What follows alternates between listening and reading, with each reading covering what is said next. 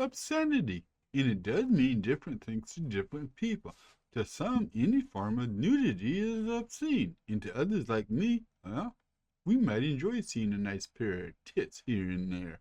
And while we all have our own version of what obscenity is, that ain't gonna stop me from telling you all about the history of obscenity. And that history is important because it tells us all about our ethics, morals, and values down through the ages, not only here in America, but for the entire human species. And sometimes our views on obscenity just haven't been pretty, and we'll get into that in just a minute.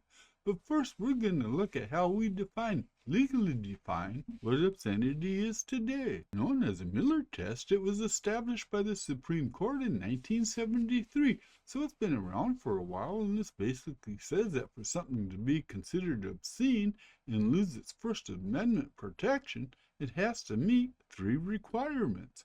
First, that the average person would find it shameful or morbid. Second, it has to meet state law as being obscene. And last, it has to lack any social value.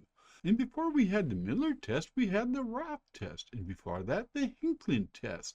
And that's because our views on obscenity have changed. Now, enough of these definitions, which are all kind of bullshit anyway, because everybody has their own damn definition of what they think is obscene. I myself think the act of war is a bit obscene, but a lot of people don't mind all the murder and mayhem, and I find that just weird as fuck. Which means the only form of obscenity I'm dealing with here is the one of sexual nature, in its relationship with law and religion. Back before religion was a thing, nudity and sex wasn't a big thing. You see it in the art of Mesopotamia and Egypt, and in fact, the Turin Erotic Papyrus contained all kinds of images of people fucking in all kinds of positions, and archaeologists still argue if the papyrus was for religious rituals or if it was just a version of Hustler magazine.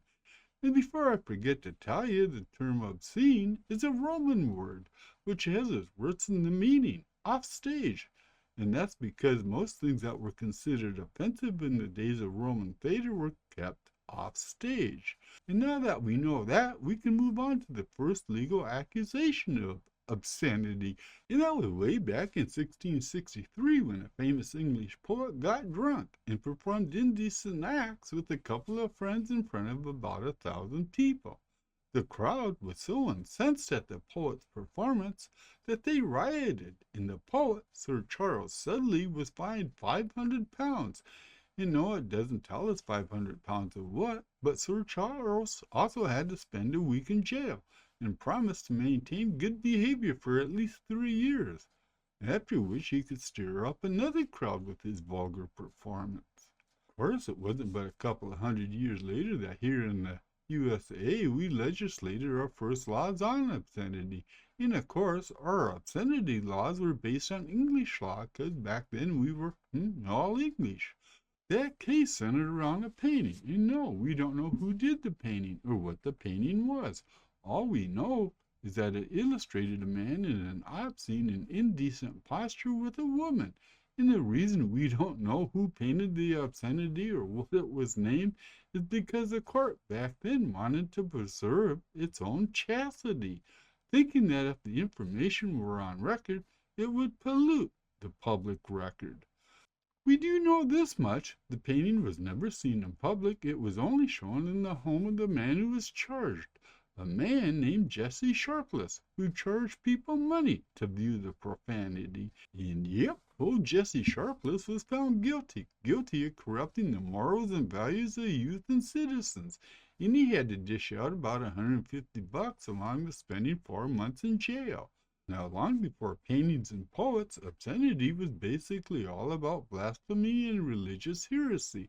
But the obscenity charges against Sir Charles Sudley and Jesse Sharpless ushered in a whole new era of obscenity law.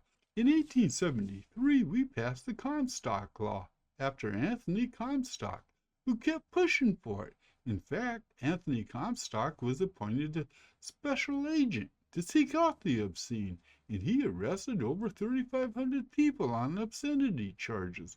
People like Margaret Sanger, the pioneer of birth control, along with abortion providers and other proponents of birth control. Which kind of makes me wonder about birth control if I'm going to go to hell because I did have a vasectomy. But the good news is that we started to come to our senses and understood the difference between medical practices and obscenity laws. It did take about 100 years to figure it out. But of course, there was no laws in the book to deal with the explosion of obscenity and pornography that happened back in the 60s and 70s. And especially when X-rated theaters started showing up in your neighborhoods. But that is a topic that deserves a video all by itself. And I'm thinking it's coming. Now, I quite understand that there's a huge difference in what you might think is obscene as compared to what I'm thinking is obscene. Because like I said in the video, I think war is obscene. But, you know, it's interesting that obscenity laws as we know it really didn't take place till about just a couple 100 years ago. Before that, it was all, obscenity was all under the realm of religion, if that makes any sense. So, yeah, I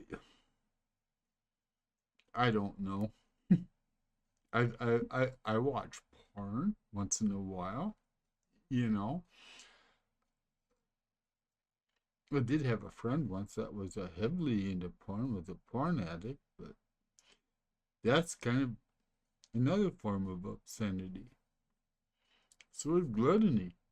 I mean, there's all kinds of obscenity. We just zero in on pornography, on something that's actually kind of, when you think about it, natural, like taking a leak. We all do it. We all want to do it.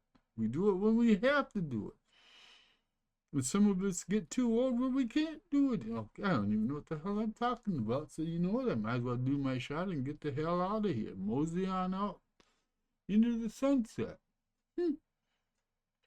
Giving away all my obscene secrets. Take that to the bank, will you? I'm just rumbling. I'm just rambling. I really got nothing more to say about the subject, so I'll leave it at that. Take care. And thanks for watching.